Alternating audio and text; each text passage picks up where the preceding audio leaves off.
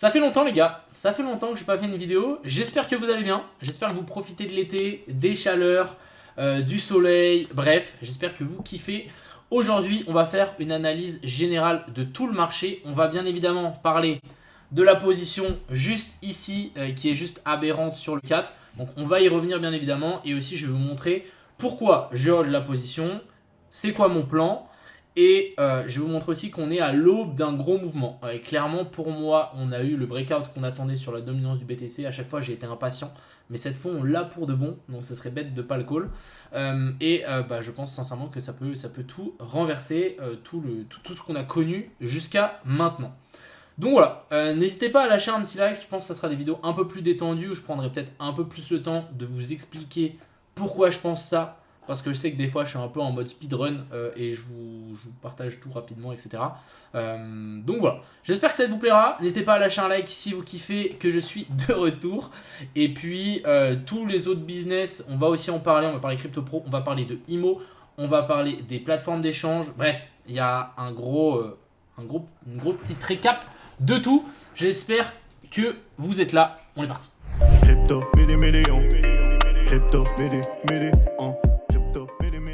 Alors, avant d'aller plus loin, avant d'aller passer aux analyses, je tenais à vous parler de Crypto Pro. Donc je sais que Crypto Pro a été un peu plus inactif pendant l'été. On va revenir assez fort, je pense à partir de mi-août, même moi je vais commencer à y revenir. J'y suis déjà de retour dans Crypto Pro. Sachez que dans Crypto Pro les gars, on partage des rapports, des analyses, des trades et il y a toute une communauté dans laquelle vous pouvez vous poser vos questions. Et vous n'êtes pas seul finalement à décortiquer tout le marché crypto. Je sais que ça peut être compliqué. Donc voilà, sachez que c'est toujours dispo. Il y a le lien en bio si ça vous intéresse.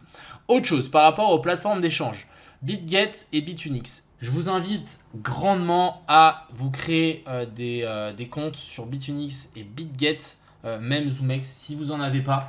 Même, je sais, si vous n'allez pas trader dessus, juste ouvrez-les parce que comme ça, vous allez être connecté avec moi et vous allez pouvoir bénéficier des bonus parce qu'à l'avenir, il y a un monde où il n'y a plus ça. Donc voilà, je vous mets un énorme guillemet ou des chapeaux comme ça. Voilà, vous me connaissez, je ne vous dis pas ça pour rien. Faites-le et voilà. Donc juste faites ça, même si vous déposez rien, on s'en fout. Juste créez-vous un compte pour plus tard. Voilà, c'est petite astuce.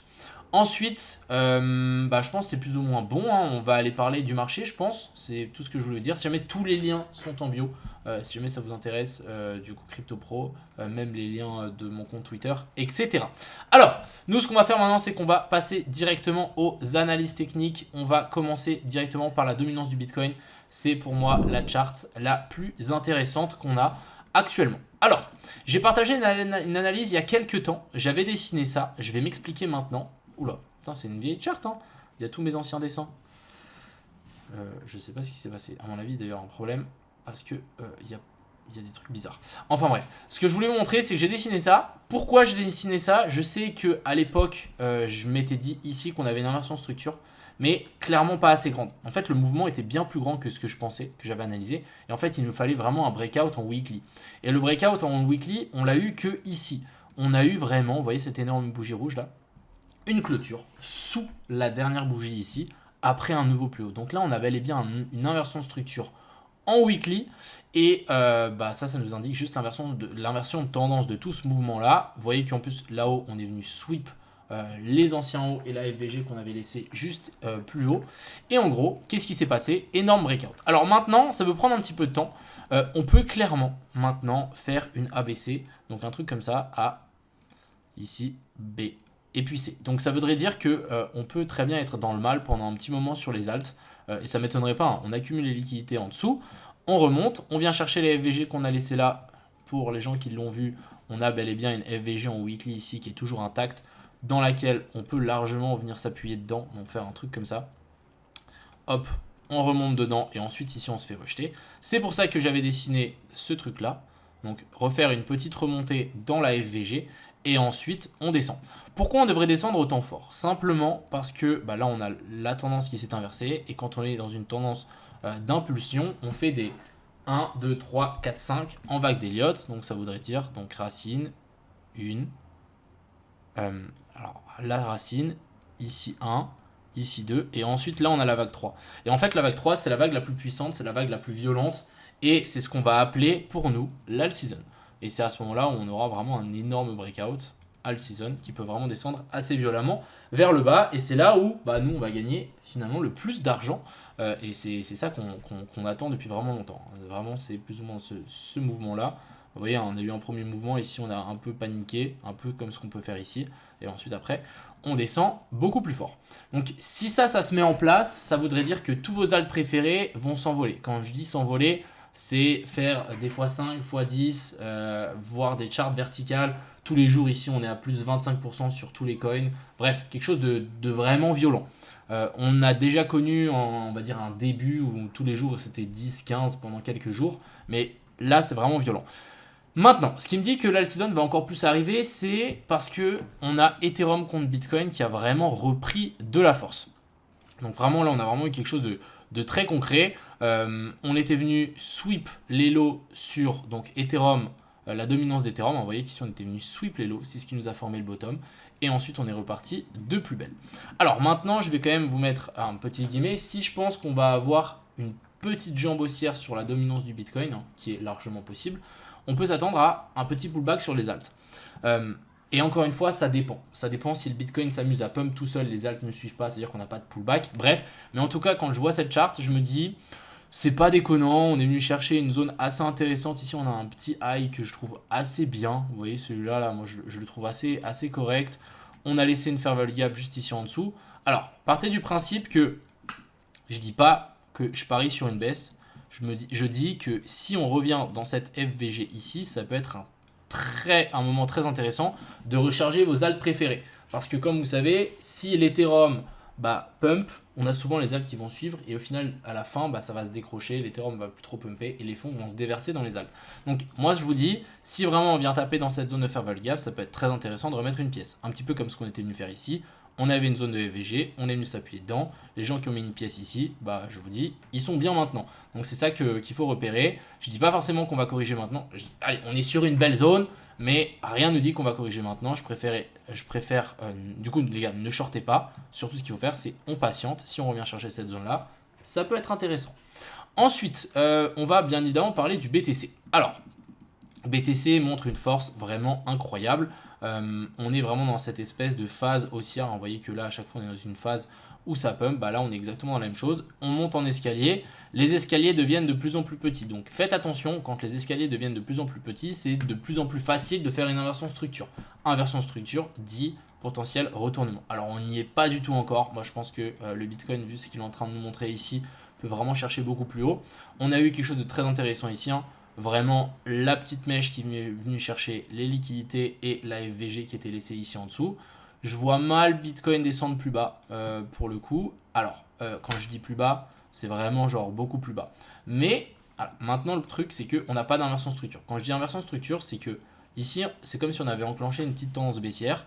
Et est-ce que ici, la tendance est inversée? En vrai, on pourrait dire que oui, parce qu'on est venu sweep les liquidités et on est venu créer cette zone de fair value gap inversée sur lequel ici on s'est appuyé et on pourrait largement chercher plus haut. Pour moi, il y a deux options sur les niveaux. Il y a même trois options. Après, vous allez me dire c'est toutes les options. Non, en vrai, première option, c'est que le bottom ici est fait et on va continuer à monter. De toute façon, c'est toujours dans la même direction, hein, c'est vers le haut. Soit on descend un peu plus bas, on vient récupérer les liquidités qu'on a laissées là. Je vais vous montrer. En gros, c'est comme si on avait laissé ici une poche de liquidité. Pourquoi pas revenir s'appuyer dedans et ensuite après on repartirait de plus belle. Quelque chose de complètement faisable, hein, faire un truc comme ça. Et ensuite, ça nous permettrait aussi de s'appuyer sur toute la zone ici de support. Donc là, on a fait vraiment support, support, déviation. Pourquoi pas refaire support sur cette même zone-là. Voire même, le scénario le moins probable selon moi, c'est vu que on n'est pas venu faire de clôture au-dessus de ce plus haut-là, en fait, on fail à faire un nouveau plus haut là. Et qu'est-ce qui se passe? En fait, on vient faire un nouveau plus bas. Et vous allez me dire que c'est pas possible. Moi, je vais vous dire que c'est possible parce qu'on l'a déjà fait. Ouais, c'est comme ici, hein. C'est exactement ça. Vous voyez que là, on avait laissé des liquidités. On est venu les chercher une fois. On est remonté. On n'a pas réussi à faire un nouveau plus haut. On est venu refaire un nouveau plus bas. Et ensuite, après, ça s'est inversé. Et je crois même qu'on l'a fait un autre moment. Ouais, ici. Bon, après, ici, c'était un peu différent. On était vraiment dans une tendance baissière. À chaque fois, on sweepait, on sweepait, on sweepait. Et vous voyez qu'à chaque fois, ces sommets-là, on n'a pas réussi à faire un nouveau plus haut. Jusqu'à partir du moment où ici, on a breakout. Donc, à voir, à voir. Après, moi, je reste assez optimiste et je pense que ce genre de zone ici, voire même ça devrait tenir. Je dis bien ça devrait avec des énormes guillemets. En tout cas, j'ai pas envie de long Bitcoin maintenant, à part si vraiment on a une vraie confirmation ou quoi. Je pense qu'il y a mieux. Du côté de l'Ethereum. Alors, je vais supprimer tous ces dessins pour que vous puissiez comprendre ma logique. Alors, Ethereum, très bien, on continue à grimper. Je pense qu'on doit avoir des divergences baissières sur le... Ouais, même pas. Alors, qu'est-ce qu'on a ici sur Ethereum? Bah, simplement, on a une continuation de tendance haussière. Hein. Ici, vous voyez qu'on est venu faire un nouveau plus haut. Alors, si je veux bien le tirer, hop, on pourra mettre ça en cos. Nouveau plus haut, continuation de la tendance haussière. Ça veut dire quoi? Ça veut dire que ce lot-là est protégé et qu'on est venu s'appuyer dans la zone des 0,108. C'est exactement ce qui s'est passé. On est venu chercher un nouveau plus haut. Même chose. Même logique, hop, on vient faire un nouveau plus haut. On appelle ça quoi? Un cos, continuation de la tendance haussière. Et du coup, normalement, ce plus bas ici doit être maintenu, si on veut vraiment maintenir cette tendance haussière. Et on peut potentiellement s'attendre à un retour dans la zone ETE, voire même la petite FVG qu'on a laissée ici en 4 heures. Donc, pour moi, Ethereum, pour moi, il y a vraiment deux options. Première option, on veut faire front run tous les gens qui attendent ici et on s'envoie directement vers le haut. Soit là, on va commencer la correction en A, B et puis C. On vient chasser tous les gens qui ont long trop tôt leur stop loss ici. Et ensuite, après, on part tout en maintenant cette tendance haussière à faire des plus bas toujours plus haut. Donc voilà ce que je m'attends sur Ethereum. Ça reste plus ou moins bullish. La petite correction dont je vous parle sur les alts, ça peut clairement être ça. En tout cas, avec Ethereum qui chute, c'est quand même quelques pourcents, je pense. On va juste mesurer, on est sur du 5%, ça devrait suffire hein, pour la dominance du Bitcoin pour avoir notre petit rebond que je vous ai montré juste tout à l'heure. Et il ne faut pas avoir peur à mon avis. Dernier scénario qui peut aussi arriver, c'est vraiment on sweep tout ça et ensuite on part. Mais je sais pas, franchement, c'est possible, hein, c'est possible parce qu'on est clairement sur une zone dure. Mais ici, je préférais largement voir un espèce de slow grind. Donc quand je dis slow grind, c'est on monte en espèce d'escalier. Hein. On monte en escalier, mais dans une tendance haussière. Du coup, c'est bullish. Et souvent, après, bah, on print genre une bougie de feu de Dieu. Donc, faites attention à la tendance. Là, on est en train de faire on monte en escalier dans une tendance haussière. Ça veut dire sous une résistance. Au bout d'un moment, la résistance, elle craque. Et on fait une bougie de fou. Donc ça, à prendre en compte. Ensuite... on va aller parler du BNB non parce que c'est intradable et je pense qu'on va arriver aux 1000 $, mais bon, on s'en fout. Solana. Alors, Solana, très bien. Moi, j'aime bien ce qu'on est en train de voir ici. Vraiment, on a eu un très joli cos, donc continuation de la tendance haussière. Vous voyez que là, on a eu sweep des lots dans une tendance haussière. Hop, directement, on vient chercher le high. Franchement, c'est propre. On est directement ici venu faire un cos. C'est magnifique. Donc, ça veut dire que là, on peut s'attendre à plusieurs choses. On peut largement corriger ce dernier mouvement. Vous voyez qu'on est déjà venu chercher la zone des 0,38,2. On peut venir chercher la zone des 0,5, 0,68 et prendre les lots qui sont laissés là. Mais en tous les cas, ici sur le sol, je pense qu'on devrait aller chercher un petit peu plus haut. On s'est arrêté juste avant des grosses zones. Donc moi, il n'y a pas d'intérêt. Hein. Je pense qu'on peut faire soit ça, soit chercher ça, soit directement partir. Mais dans tous les cas, ça devrait repartir, je pense, vers le haut. J'ai un contact qui m'a dit que peut-être Solana allait casser son ATH. Voilà, je vous mets ça comme ça. La personne a des grosses news, donc bref, on verra. Ça peut être intéressant d'essayer de choper une position si on corrige un petit peu plus fort. On verra.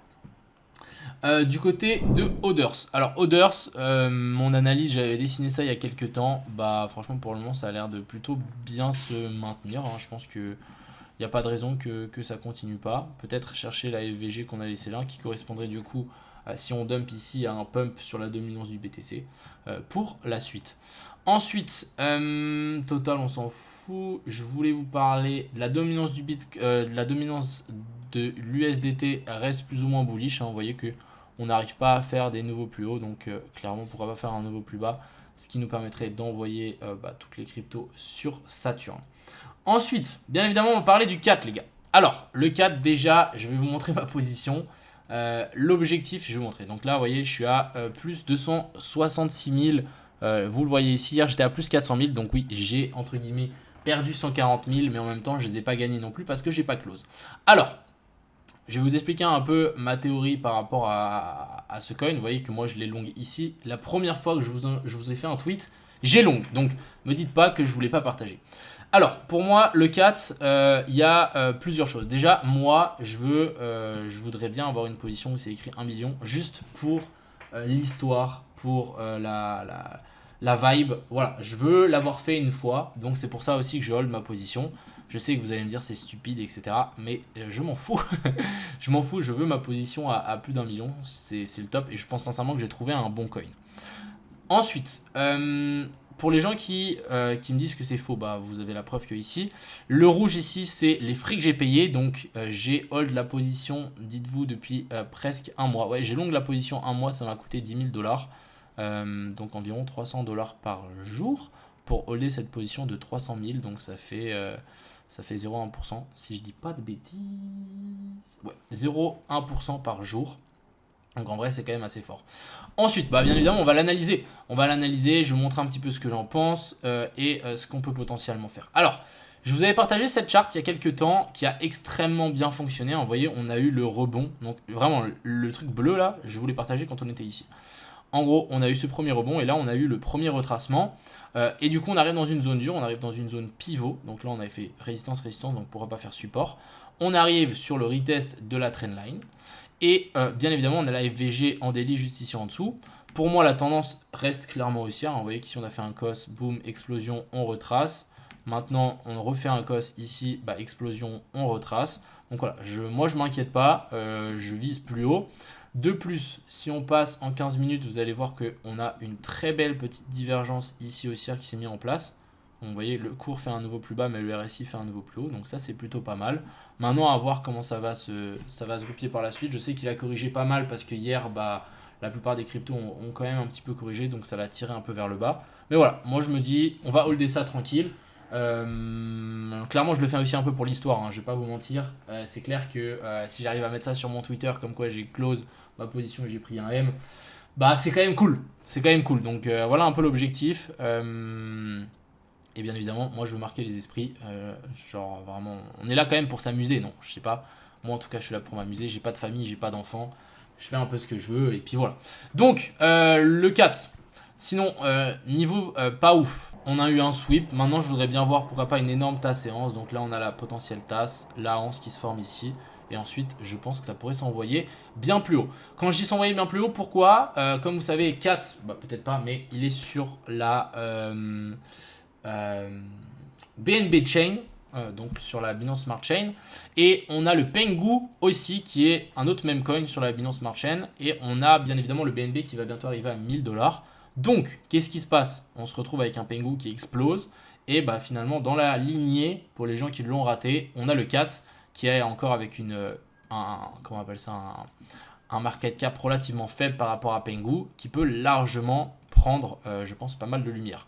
Donc maintenant, on va voir comment ça va se goupiller. Clairement, on peut descendre plus bas, on peut venir s'appuyer ici, mais je m'attends quand même à une grosse zone de support sur ces niveaux-là pour ensuite vouloir repartir de plus belle. Moi, je trouve que ce serait trop dommage de clôturer mon trade ici, sachant que si on casse cette zone ici de résistance, c'est une dinguerie. Genre vraiment, là, c'est open bar. On va se retrouver à faire exactement ça, mais à l'envers. Voilà pour le 4. Ensuite, je voulais vous parler du cake. Alors, comme vous savez, l'écosystème BNB a pas mal de le vent en poupe en ce moment. Le cake, c'est le premier coin auquel je pense si bah, vous voulez investir dessus. Il y a pas mal bah, c'est un des premiers coins avec PancakeSwap. C'est le DEX de BNB et tout le monde l'utilise. Donc clairement, on peut s'attendre, je pense aussi ici à un petit rebond d'environ 100% qui viendrait récupérer les highs. Vous voyez, on est en train de recharger un petit peu. Donc à voir, pourquoi pas mettre une pièce. Pour moi, j'ai rien mis dedans, mais je me tâte. Si vraiment peut-être on passe en dessous ici dans la FVG en délice, ça peut être intéressant. Donc à surveiller, vraiment à surveiller. Moi je vous donne juste des pistes sur lesquelles bah, je me tâte. À surveiller, clairement à surveiller. Ensuite, je voulais peut-être parler My Lovely Planet, ça reste bullish. Je vais pas vous parler de trop d'autres coins parce que j'en ai pas trop d'autres en tête. Peut-être le WIF qui est vraiment bullish. On est venu chercher les dernières zones de FVG.